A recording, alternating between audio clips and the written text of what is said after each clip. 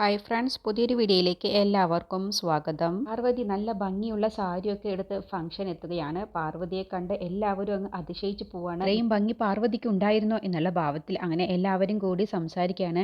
അപ്പോഴൊക്കെ പാർവതി ഗന്ധർവനെയാണ് തേടുന്നത്. ഗന്ധർവൻ ഇന്ന് വരുമെന്നുള്ള ആ ഒരു പ്രതീക്ഷയിലാണ്, ആകാംക്ഷയോടെയാണ് ഇന്ന് ഗന്ധർവനെ കാണാലോ എന്നുള്ള ആ ഒരു സന്തോഷത്തിലാണ് കേട്ടോ നിൽക്കുന്നത്. ആ സമയത്താണ് അവിടേക്ക് പ്രിയൻ വരുന്നത്. പ്രിയനും പാർവതിയും ഒരേ കളറുള്ള ഡ്രസ്സാണ് ധരിച്ചിട്ടുണ്ടാവുക. അങ്ങനെ സൗസവും ജയന്തിയും മോഹനനും അങ്ങനെ പാർവതിയൊക്കെ ഇങ്ങനെ സംസാരിച്ച് നിൽക്കുമ്പോൾ ആ സമയത്ത് അവർ 4 പേരും കൂടി പറയുന്നത് ഗന്ധർവനെ കുറിച്ച് തന്നെയാണ്. അപ്പോൾ പാർവതി ഈ മാലയെക്കുറിച്ച് പറയുന്ന സമയത്ത് നിന്റെ പാതി ഹൃദയത്തിൻ്റെ മാലയുള്ള ആരെങ്കിലും ഇവിടെ ഉണ്ടോ എന്നുള്ളത് ഞങ്ങൾ കൂടി കണ്ടുപിടിക്കാം, എന്നിട്ട് ആരാണ് നിന്റെ ഗന്ധർവൻ എന്നുള്ളത് നമുക്ക് ഉറപ്പായും ഇന്ന് കണ്ടെത്തണം എന്ന് പറഞ്ഞ് 4 പേരും 4 ഭാഗത്തേക്കായി പോവുകയാണ്. അപ്പോൾ ഗന്ധർവനെ കാണാലോ എന്നുള്ള ആ ഒരു തിടുക്കത്തിൽ പാർവതി എല്ലായിടത്തും ഗന്ധർവനെ തന്നെ അങ്ങനെ നോക്കുകയാണ്. ആരാവും എൻ്റെ ഗന്ധർവം, എനിക്കൊന്ന് കാണണം, ഇന്ന് എനിക്ക് ഉറപ്പായും കാണണം എന്നിങ്ങനെ നിൽക്കുന്ന സമയത്താണ് പെട്ടെന്ന് പാർവതിയുടെ കണ്ണങ്ങ് പൊത്തുകയാണ്. ബാക്കിൽ നിന്ന് ഒരാൾ വന്നങ്ങ് പൊത്തുകയാണ് കേട്ടോ. അപ്പോൾ പാർവതി മനസ്സിൽ ചിന്തിക്കുകയാണ്, ഇത് എൻ്റെ ഗന്ധർവൻ തന്നെ ആയിരിക്കും എന്ന് മനസ്സിൽ ചിന്തിച്ചുകൊണ്ട് കൈവിരൽ കൊണ്ട് അങ്ങ് തടവി നോക്കുന്ന സമയത്ത്, കണ്ണ് പൊത്തിയ ആളെ ഒന്ന് തടവി നോക്കുന്ന സമയത്ത് ഇത് ആരാവും എന്നുള്ള ഭാവത്തിലാണ് കേട്ടോ മനസ്സിൽ ചിന്തിക്കുന്നത്. എന്നിട്ട് പെട്ടെന്ന് അങ്ങ് തിരിഞ്ഞു നോക്കുന്ന സമയത്ത് കൈലാഷിനെ കാണുന്ന സമയത്ത് സാറോ എന്നങ്ങ് ചോദിക്കുമ്പോൾ അതെ ഞാനാണ്. അപ്പോൾ കൈലാഷിന് പാർവതിയെ ആ വേഷത്തിൽ കാണുമ്പോൾ വല്ലാത്തൊരു അടുപ്പം തോന്നുകയാണ്. എന്തൊരു ഭംഗിയാണ് ഇപ്പോൾ എൻ്റെ പാർവതിയെ കാണാൻ എന്ന് കൈലാഷ് മനസ്സിൽ ചിന്തിക്കുകയാണ് കേട്ടോ. ഇത്രയും ഭംഗി ഉണ്ടായിരുന്നോ പാർവതിക്ക് എന്നുള്ള ഭാവത്തിലാണ് കൈലാഷൊക്കെ നോക്കുന്നത്. എന്നിട്ട് കൈലാഷും പാർവതിയും കൂടി സംസാരിക്കാൻ കേട്ടോ. അപ്പോൾ കൈലാഷ് ആണെങ്കിൽ മനസ്സിൽ ഇന്ന് തന്നെ പാർവതിയെ ഇഷ്ടം തുറന്നു പറയണം, ഇന്ന് പാർവതിക്ക് ഒരു മോതിരം കൊടുക്കണം എന്നുള്ള ആ ഒരു ചിന്തയിലാണ് കൈലാഷ് ഉള്ളത്. അപ്പോൾ കൈലാഷ് ഇക്കാര്യങ്ങളൊക്കെ മുക്തയോട് പറഞ്ഞിട്ടുണ്ടാവും. മുക്തയോട് പറയാണ്. മുക്ത വരുന്നത് കാണുമ്പോൾ തന്നെ കൈലാഷ് മാറി നിൽക്കുന്നത് കാണുമ്പോൾ മുക്ത കൈലാഷിൻ്റെ അടുത്തേക്ക് ചെന്നിട്ട് പറയാണ്, എന്തിനാണ് കൈലാഷ് എന്നെ ഇങ്ങനെ അവോയ്ഡ് ചെയ്യുന്നത്? ഞാൻ എന്ത് തെറ്റ് ചെയ്തു? എനിക്കറിയില്ലല്ലോ നീ പാർവതിയെ സ്നേഹിക്കുന്ന കാര്യം. അതുകൊണ്ടല്ലേ ഞാൻ നിന്നോട് എൻ്റെ സ്നേഹം തുറന്നു പറഞ്ഞത്. അതിന് നീ എന്തിനാ എൻ്റെ ഫ്രണ്ട്ഷിപ്പ് വേണ്ട എന്ന് വെക്കുന്നത്? പാർവതിയെ നീ സ്നേഹിക്കുന്നു എന്ന് കരുതിയിട്ട് നമ്മൾ തമ്മിലുള്ള ഫ്രണ്ട്ഷിപ്പ് നീ ഒരിക്കലും അകറ്റി നിർത്തരുത്. ഞാൻ എല്ലാത്തിനും നിൻ്റെ കൂടെ, നിൻ്റെയും പാർവതിയുടെയും ഞാനായിട്ട് ഒരു തടസ്സവും ഉണ്ടാക്കില്ല. എൻ്റെ ഭാഗത്ത് നിന്നും നിങ്ങൾക്ക് എല്ലാവിധ സപ്പോർട്ടും ഉണ്ടാവും എന്നൊക്കെ മുക്ത അഭിനയിച്ചുകൊണ്ട് കൈലാഷിനോട് പറയട്ടോ. അത് കേൾക്കുമ്പോൾ കൈലാഷ് അങ്ങ് വിശ്വസിച്ച് പോവാണ്. അപ്പോൾ ഇവൾക്ക് എന്നോട് ദേഷ്യമില്ല, ഇവളോട് ചോദിക്കാം എങ്ങനെയാണ് പാർവതിയെ ഒന്ന് പ്രപ്പോസ് ചെയ്യേണ്ടത് എന്ന് ഇവളൊന്ന് പറഞ്ഞു തരും എന്നൊക്കെ മനസ്സിൽ ചിന്തിച്ചുകൊണ്ട് കൈലാഷ് പാർവതിയോട് ഇനി എങ്ങനെ സംസാരിക്കണം അതിനെക്കുറിച്ചൊന്ന് പറഞ്ഞു താ മുക്ത, പാർവതി ഇപ്പോൾ എവിടെയുണ്ട് എന്നൊക്കെ ഇങ്ങനെ ചോദിച്ചറിയാൻ കേട്ടോ. അപ്പോൾ മുക്ത മനസ്സിൽ ചിന്തിക്കുന്നുണ്ട്, നീ ഒരിക്കലും പാർവതിയോട് നിന്റെ മനസ്സിലുള്ള ഇഷ്ടം തുറന്നു പറയാൻ ഞാൻ സമ്മതിക്കില്ല, അതിന് എന്തെങ്കിലും തട ഞാൻ ഇടുമെന്ന് മനസ്സിൽ ചിന്തിച്ചുകൊണ്ട് അഭിനയിച്ചുകൊണ്ട് മുക്ത പറയാണ്, പാർവതി അവിടെ ഉണ്ടെന്ന് തോന്നുന്നു കൈലാഷ്, ഇന്ന് തന്നെ നിന്റെ മനസ്സിലുള്ള ഇഷ്ടം പാർവതിയോട് നീ തുറന്നു പറയണം എന്നൊക്കെ പറഞ്ഞുള്ള ഉപദേശങ്ങളൊക്കെ മുക്ത കൊടുക്കുകയാണ്. അങ്ങനെ പാർവതിയുടെ അടുത്തേക്ക് കൈലാഷ് ചെല്ലുന്നത്, അങ്ങനെ പാർവതിയെ കണ്ട് സംസാരിക്കുന്നത് മുക്ത അപ്പുറത്ത് നിന്ന് ഇങ്ങനെ നോക്കുകയാണ് കേട്ടോ. എന്നിട്ട് ദേഷ്യത്തിലാണ് നോക്കുന്നത്.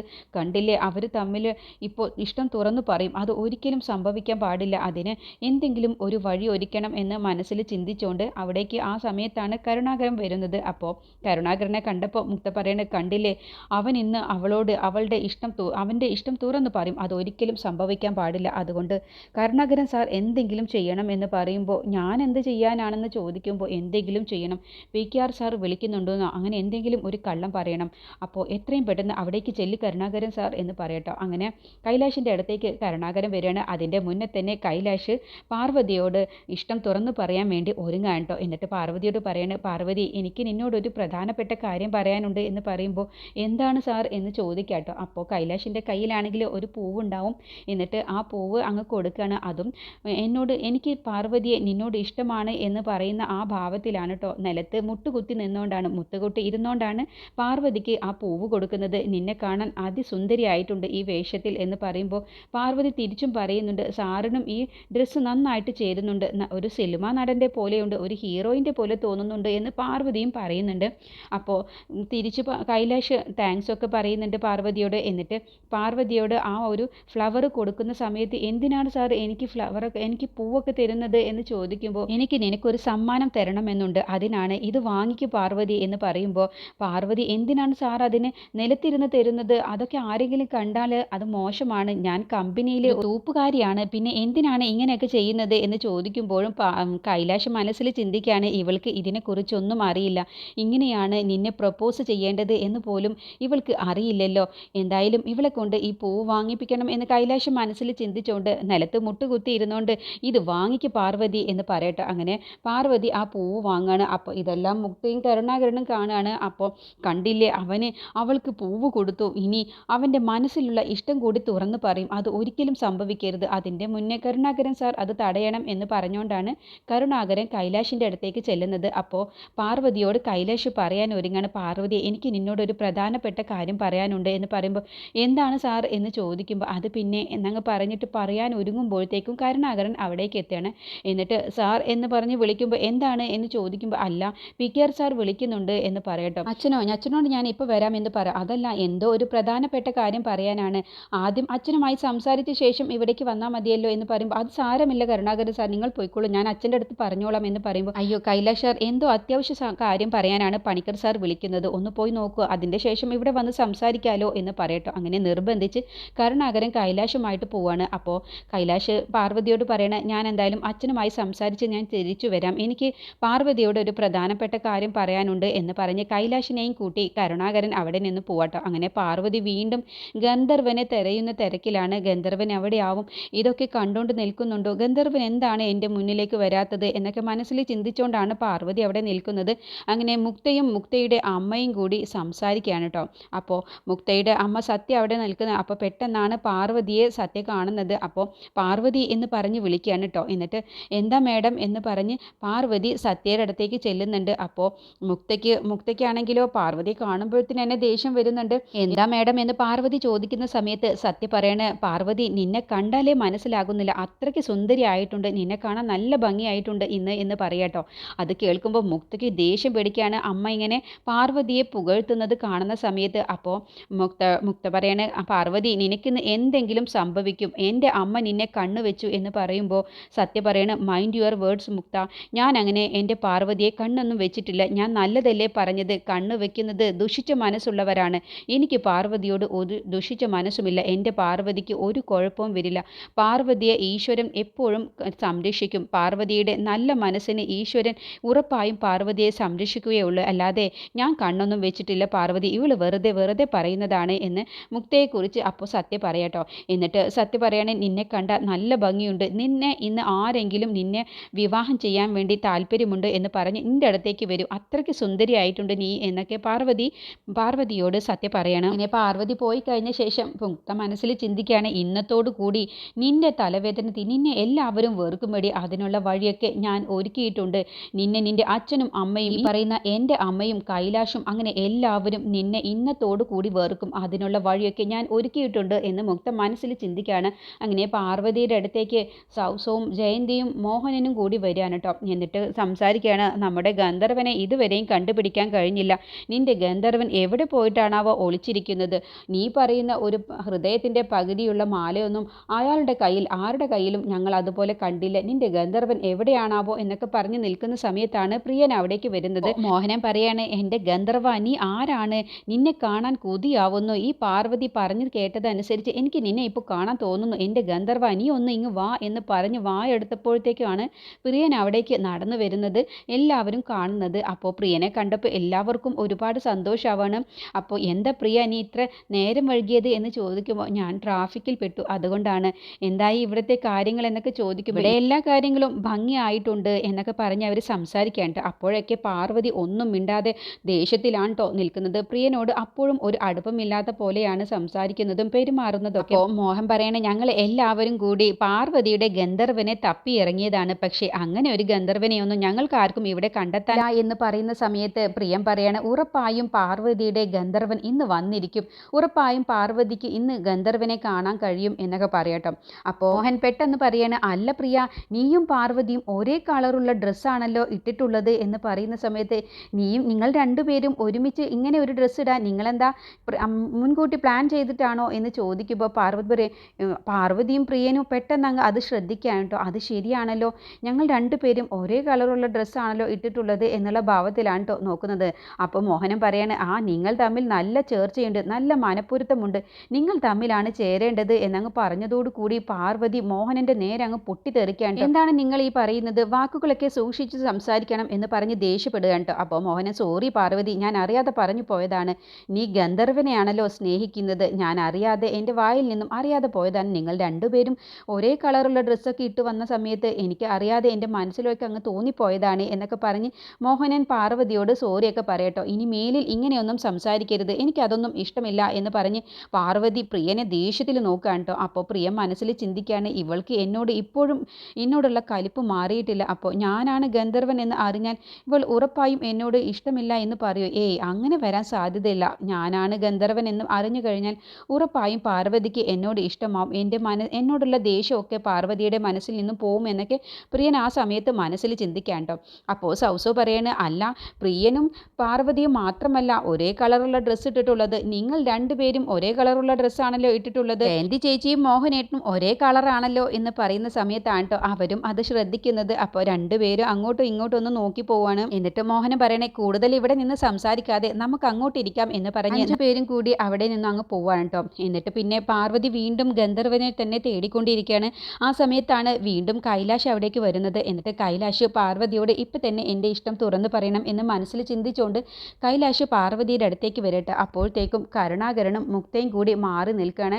ഇവർ രണ്ടുപേരും കൂടി ഇന്ന് അവൻ്റെ മനസ്സിലുള്ള ഇഷ്ടം ഒരിക്കലും പാർവതിയോട് പറയരുത്, അതിനുള്ള വഴി തന്നെയാണ് കരുണാകരൻ സാർ നമുക്ക് ഒരുക്കേണ്ടത് എന്നൊക്കെ മനസ്സിൽ ചിന്തിച്ചുകൊണ്ട് സൗസു ആ സമയത്ത് ജ്യൂസ് കുടിച്ചുകൊണ്ട് വരുന്ന സമയത്ത് പെട്ടെന്ന് കരുണാകരൻ സൗസുവിൻ്റെ കാലങ്ങ് തട്ടുകയാണ് കേട്ടോ. അതോടുകൂടി സൗസു വീഴാൻ പോവുകയാണ്. അതും നേരെ കൈലാഷിൻ്റെ അടുത്തേക്കാണ് വീഴാൻ പോകുന്നത്. അപ്പോൾ പെട്ടെന്ന് കയ്യിലുള്ള ജ്യൂസൊക്കെ അങ്ങ് പോവുകയാണ് കേട്ടോ. കയ്യിലുള്ള ജ്യൂസ് അറിയാതെയാണെങ്കിലും കയ്യിൽ നിന്നങ്ങ് വീണ് പോവുകയാണ് സൗസു വീഴാൻ പോകുന്ന സമയത്ത്. അപ്പോൾ സൗസു, അയ്യോ സാർ, ഞാൻ കാല് തെന്നി വീഴാൻ പോയതാണ്, എന്നോട് ക്ഷമിക്കണം എന്ന് പറയട്ടെ. അപ്പോഴത്തേക്കും അവിടേക്ക് മുക്ത വന്നിട്ട് സൗസുവിൻ്റെ കരണം നോക്കി ഒന്നങ്ങ് പൊട്ടിക്കുകയാണ്. അപ്പോൾ കൈലാഷ് ചോദിക്കുക, എന്താണ് മുക്ത നീ കാണിച്ചത് എന്ന് ചോദിക്കുമ്പോൾ, പിന്നെ ഇവളൊന്ന് ശ്രദ്ധിക്കേണ്ടേ, ഇത്രയും വില കൂടിയ ഡ്രസ്സിൽ ഈ ജ്യൂസ് പോയിട്ടുണ്ടെങ്കിൽ എന്താവും ഫംഗ്ഷന്? പിന്നെ കൈലാഷിന് നല്ലതുപോലെ ഫംഗ്ഷൻ കൂടാൻ കഴിയുമോ? പിന്നെ ഡ്രസ്സ് മാറാൻ വേണ്ടി വീട്ടിലേക്ക് തിരിച്ചു പോവേണ്ടി വരില്ലേ? അപ്പോൾ ഫംഗ്ഷൻ മൊത്തത്തിൽ കുളമാവില്ലേ? ഇവൾ ഇത്രയ്ക്ക് ശ്രദ്ധയില്ലാതെയാണോ നടക്കേണ്ടത് എന്ന് ചോദിച്ചിട്ടാണ് കേട്ടോ സൗസവിൻ്റെ നേരെ അങ്ങ് ദേഷ്യപ്പെടുകയാണ്. അപ്പോൾ കൈലാഷ് ആണെങ്കിലോ പാർവതിയോട്, എനിക്ക് പാർവതി നിന്നോടൊരു കാര്യം പറയാനുണ്ട് എന്ന് പറഞ്ഞ് ഇഷ്ടം തുറന്ന് പറയാൻ ഒരുങ്ങുന്ന ആ സമയത്ത് തന്നെയാണ് സൗസവിൻ്റെ കാല് തട്ടിയിട്ട് കൈലാഷിൻ്റെ അടുത്തേക്ക് പോയി വീഴുന്നത്. അത് മുക്ത ചെയ്ത ഒരു ചതിയാണെന്നുള്ളത് അവർക്ക് മനസ്സിലാകുന്നില്ല.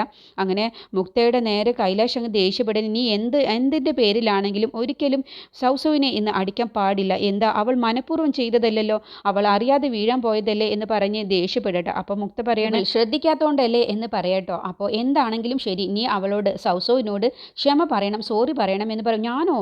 നീ തന്നെ, നീ ചെയ്ത തെറ്റിന് പിന്നെ സോറി പറയണ്ടേ എന്ന് പറയുമ്പോൾ, എങ്കിൽ ഞാൻ സോറി പറഞ്ഞോളാം, പക്ഷേ ആദ്യം സൗസവ് സോറി പറയണം, കൈലാഷിനോട് സോറി പറയണം എന്ന് പറയട്ടെ. അപ്പോൾ സൗസവ് പറയണം, ഞാൻ അറിയാതെ സംഭവിച്ചു പോയതാണ്, ഞാൻ പെട്ടെന്ന് വീഴാൻ പോയ സമയത്താണ് ഇങ്ങനെ ഉണ്ടായത്, എന്നോട് ക്ഷമിക്കണം സാർ എന്ന് പറയട്ടെ. അപ്പോഴത്തേക്കും മോഹനനും ജയന്തിയും അവിടേക്ക് വന്ന് അവിടെ കൊണ്ടുപോവാണ്, സൗസവിനെ അങ്ങ് കൊണ്ടുപോകട്ടെ. അപ്പോൾ പാർവതിയും പെട്ടെന്ന് അങ്ങ് പോവാണ്. അപ്പോൾ കൈലാഷ് പറയുന്നത്, പാർവതി ഇനി പോവല്ലേ, എനിക്കൊരു കാര്യം പറയാനുണ്ട് എന്ന് പറയുമ്പോൾ, അത് കുഴപ്പമില്ല സാർ, പിന്നെ പറയാം എന്ന് പറഞ്ഞ് പാർവതി പെട്ടെന്ന് അവരുടെ കൂടെ അങ്ങ് പോവാട്ടോ. അപ്പോൾ കൈലാഷ് മനസ്സിൽ ചിന്തിക്കുകയാണ്, ഇവൾ കാരണം ഇതെല്ലാം കുളമായി, ഈ മുക്ത കാരണമാണ്. ഞാൻ പാർവതിയോട് എല്ലാം ഒന്ന് പറഞ്ഞു വരികയായിരുന്നു, അപ്പോഴത്തേക്കും കുളമാക്കി, ഈ മുക്തയുടെ എടുത്തുചാട്ടം കൊണ്ടാണ് എന്ന് കൈലാഷ് പറയുന്നത്. അങ്ങനെ മുക്തയും കരുണാകരനും പാർവതിയോട് വീണ്ടും കൈലാഷിന് ഇഷ്ടം തുറന്നു പറയാൻ കഴിഞ്ഞിട്ടില്ല, അത് മതി എന്ന് സന്തോഷത്തോട് കൂടിയിട്ട് അവരവിടെ നിന്ന് പോവാനട്ടോ. ഈ സമയം അരവിന്ദ് പാർവതിയെ കൊല്ലാൻ വേണ്ടിയിട്ടുള്ള ഒരു ഗുണ്ടയെ ഇറക്കിയിട്ടുണ്ടാവും. അതും എങ്ങനെയെങ്കിലും ആരും അറിയാത്ത ഭാവത്തിൽ വേണം അവളെ കൊല്ലാൻ, അതിന് ഒരു തെളിവും അവശേഷിക്കരുത് എന്നൊക്കെ പറഞ്ഞിട്ടാണ് അരവിന്ദ് അവിടെ ഒരു ഗുണ്ടയെ എത്തിച്ചിട്ടുണ്ടാവുക. എന്നിട്ട് അരവിന്ദ് പാർവതിയെ കാണിച്ചു കൊടുക്കുന്നൊക്കെ ഉണ്ട്. അങ്ങനെ അരവിന്ദ് നല്ലവനായിട്ട് എല്ലാവരുടെയും മുന്നിൽ വെച്ച് സംസാരിക്കും, കാര്യങ്ങളൊക്കെ ചെയ്യാണ്. പിന്നീട് ഫംഗ്ഷൻ തുടങ്ങുകയാണ്. അങ്ങനെ ഭക്ഷണമൊക്കെ എല്ലാവരും കൂടി ഒരുമിച്ച് കഴിച്ച ശേഷം പിന്നീട് ഫംഗ്ഷൻ തുടങ്ങാൻ പോവാണ്. അങ്ങനെ ഭക്ഷണം പോലും പാർവതി നല്ലതുപോലെ കഴിക്കുന്നില്ല, ഗന്ധർവനെ തന്നെ മനസ്സിൽ ചിന്തിച്ചുകൊണ്ട്. അപ്പോൾ പ്രിയ മനസ്സിൽ ചിന്തിക്കുകയാണ്, പാർവതി വല്ലാതെ അങ്ങ് മിസ് ചെയ്യുന്നു, വല്ലാതെ ആഗ്രഹിക്കുന്നുണ്ട് ഗന്ധർവനെ കാണാൻ, ഇനി അധികം സമയം വൈകിക്കൂടാ, എത്രയും പെട്ടെന്ന് പാർവതിയോട് ഞാനാണ് ഗന്ധർവൻ എന്നുള്ളത് അറിയിക്കണം, അതിനുള്ള വഴിയാണ് ഇനി ഒരുക്കേണ്ടത് എന്നൊക്കെ പ്രിയ മനസ്സിൽ ചിന്തിക്കുകയാണ്.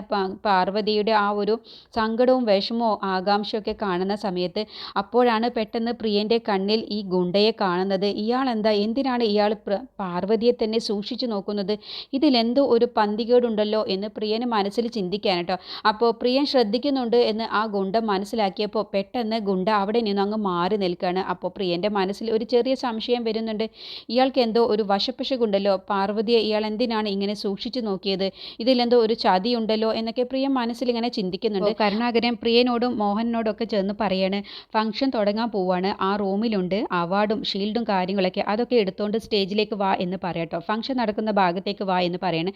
അപ്പോൾ മോഹനോടും ജയന്തിയോടും പാർവതിയോടും പ്രിയനോടും കൂടി പോയിട്ട് അതെടുക്കാൻ വേണ്ടി പറയുന്ന സമയത്ത് മോഹനൻ പറയണേ, എനിക്ക് വയ്യ, ഭക്ഷണം കഴിച്ചിട്ട് വല്ലാതെ അങ്ങ് വയറ് വീർത്തു, ഞാൻ പോയിട്ടൊന്ന് റെസ്റ്റ് എടുക്കട്ടെ എന്ന് പറയട്ടെ. അപ്പോൾ ജയന്തി പറയണേ, ഞാനും അവിടെ പോയി ഇരിക്കുകയാണെന്ന് പറഞ്ഞ് ജയന്തിയും അവിടേക്ക് പോവാണ്. അപ്പോൾ പ്രിയൻ പാർവതിയോട് പറയണേ, നീ എന്നെ ഒന്ന് സഹായിക്കാം, എൻ്റെ കൂടെ വരൂ, ആ ഷീൽഡും അവാർഡും ഒക്കെ എടുക്കാൻ വേണ്ടിയിട്ട് എന്ന് പറയുമ്പോൾ പാർവതി പറയും, എനിക്കൊന്നും വയ്യ, ഞാൻ വരില്ല എന്ന് പറയുമ്പോൾ പ്രിയൻ പാർവതി വരാൻ വേണ്ടിയിട്ട് പറയണേ, എങ്കിൽ ഞാനൊരു കാര്യം പറയട്ടെ, നിന്റെ ഗന്ധർവൻ ആരാണെന്നുള്ളത് എനിക്കറിയാം, ഞാൻ നിന്റെ ഗന്ധർവനെ കാണിച്ചു തരാം, അപ്പോൾ നീ എൻ്റെ കൂടെ ഇത് ചെയ്യാൻ വേണ്ടി വന്നാൽ, എന്നെ സഹായിക്കാൻ വേണ്ടി വന്നാൽ മാത്രമേ ഞാൻ പറയത്തുള്ളൂ, അങ്ങനെയാണെങ്കിൽ നീ എൻ്റെ കൂടെ വാ എന്ന് പറയുമ്പോൾ ഗന്ധർവൻ എന്നുള്ള ആ ഒരു പേര് കേട്ടതോടുകൂടി പാർവതി, എങ്കിൽ ഞാൻ വരാം, നിങ്ങൾ എന്നെ പറഞ്ഞു പറ്റിക്കുമോ എന്ന് ചോദിക്കുമ്പോൾ, ഇല്ല, ഉറപ്പായും ഞാൻ നിന്നോട് പറയാം, നിന്റെ ഗന്ധർവനെ ഞാൻ കാണിച്ചു തരാം, ഗന്ധർവൻ ആരാണെന്നുള്ളതും എനിക്കറിയാം, ഉറപ്പായും നിനക്ക് ഞാൻ കാണിച്ചു തരാം, നീ എൻ്റെ കൂടെ വാ ഷീൽഡും അവാർഡും എടുക്കാൻ എന്ന് പറയട്ടോ. അങ്ങനെ പാർവതിയെയും കൂട്ടി പ്രിയൻ ആ റൂമിലേക്ക് ചെല്ലുകയാണ്. അപ്പോൾ പിറകെ തന്നെ ആ ഗുണ്ടയും പാർവതിയെ കൊല്ലാൻ വേണ്ടിയിട്ട് ആ റൂമിലേക്ക് വരുന്നുണ്ട് കേട്ടോ. അങ്ങനെ പ്രിയനും പാർവതിയും കൂടി ആ റൂമിലേക്ക് ചെന്ന് ഷീൽഡും കാര്യങ്ങളും എടുക്കാൻ വേണ്ടി ഒരുങ്ങാണ്. ആ സമയത്താണ് പ്രിയൻ മനസ്സിൽ ചിന്തിക്കുന്നത്, ഇനി ഞാനാണ് ഗന്ധർവൻ എന്നുള്ളതിന് പാർവതിയോട് പറയാം, അപ്പോൾ എൻ്റെ കയ്യിലുള്ള ഹൃദയത്തിൻ്റെ പകുതി ഭാഗം ഞാൻ പാർവതിക്ക് കാണിച്ചു കൊടുക്കാം, അതോടുകൂടി പാർവതിക്ക് മനസ്സിലാവും ഞാനാണ് ഗന്ധർവൻ എന്നുള്ളത്, പാർവതിക്ക് മനസ്സിലാവും എന്ന് മനസ്സിൽ ചിന്തിച്ചുകൊണ്ട് പ്രിയൻ അത് ആ ഒരു ബോക്സ് എടുക്കാൻ വേണ്ടി ഒരുങ്ങാൻ കേട്ടോ. പോക്കറ്റിൽ നിന്നും ആ ഹൃദയം സൂക്ഷിച്ചു വെച്ചിരിക്കുന്ന, ഹൃദയത്തിൻ്റെ പാതി സൂക്ഷിച്ചു വെച്ചിരിക്കുന്ന ആ ഒരു ബോക്സ് എടുക്കാൻ വേണ്ടി ഒരുങ്ങാണ്. അപ്പോഴത്തേക്കും അവിടേക്ക് ആ ഗുണ്ട എത്തിയിട്ടുണ്ടാവും.